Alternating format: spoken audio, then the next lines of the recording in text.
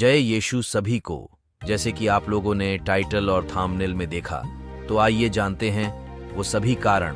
पहला कारण, संदेह करने के कारण प्रार्थना नहीं सुनी जाती। यदि हम प्रार्थना करते समय संदेह करते हैं कि हमें प्रार्थना का उत्तर मिलेगा कि नहीं, तो हम समुद्र की उस लहर के समान होते हैं जो जितनी तेजी से आती है उतनी ही तेजी से वापस चली जाती है। उसी प्रकार एक संदेह करने वाला व्यक्ति हमेशा संदेह ही करता रह जाता है, वह कुछ भी स्थापित नहीं कर पाता। उसके विपरीत यदि कोई प्रार्थना में विश्वास के साथ कुछ मांगता है तो प्रार्थना उसकी सुनी जाती है। दूसरा कारण, छिपे हुए पाप और अनर्थ के कामों के कारण प्रार्थना नहीं सुनी जाती।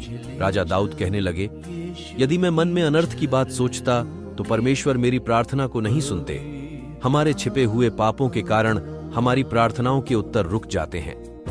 भविष्यवक्ता में कहता है, तुम्हारे अधर्म के कारण ही आशीषें और प्रार्थना के उत्तर रुक गए हैं। तीसरा कारण, परमेश्वर के वचन में बने न रहने के कारण प्रार्थना नहीं सुनी जाती।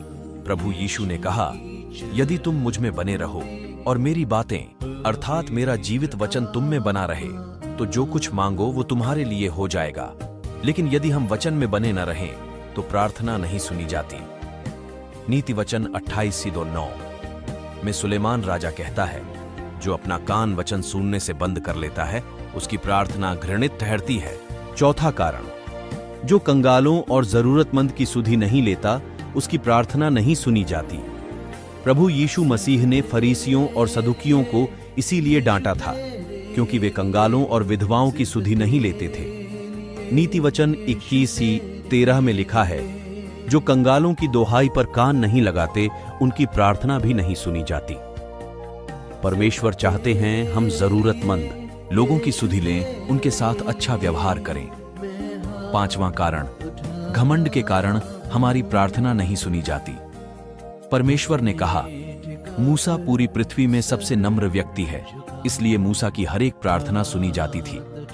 लेकिन राजा नबूकदनेस्सर घमंडी था और बुरा राजा था, इसलिए न तो उसकी प्रार्थना सुनी गई और उसका अंत भी बहुत बुरा हुआ। घमंड हमारी प्रार्थनाओं के लिए एक रुकावट है। छठवां कारण, पति और पत्नी के बीच आदर और प्रेम न होने से भी प्रार्थना नहीं सुनी जाती। हे पतियों, तुम भी बुद्धिमानी के साथ अपनी पत्नियों के साथ जीवन निर्वाह करो और स्त्री को निर्बल पात्र जानकर उनका आदर करो, यह समझकर कि हम दोनों जीवन के वरदान के वारिस हैं, जिससे तुम्हारी प्रार्थनाएं रुक न जाएं। विवाह परमेश्वर की दृष्टि में आदर की बात है, वो आदर और प्रेम हमेशा बना रहना चाहिए। सातवां कारण, समय से पहले प्रार्थना नहीं सुनी जाती। बाइबल बताती है, सूर्य के नीचे पृथ्वी पर हर एक बात का एक समय है, एक अवसर है, और परमेश्वर अपने समय में सब बातें सुंदर बना देते हैं। यदि आपकी प्रार्थनाओं के उत्तर आने में देर लग रही है तो विश्वास करें, परमेश्वर का एक समय है। परमेश्वर अपने समय में सब कुछ बढ़िया और बेहतर कर देंगे। आपकी प्रार्थनाओं की देरी से हो सकता है परमेश्वर की महिमा होगी और आपको बहुत आशीष मिलेगी। जैसे लाजर की मृत्यु के समय यीशु का देरी से आना चंगाई नहीं, बल्कि पुनरुत्थान अर्थात मृतकों में से जी उठाना हुआ। प्रभु की महिमा हुई।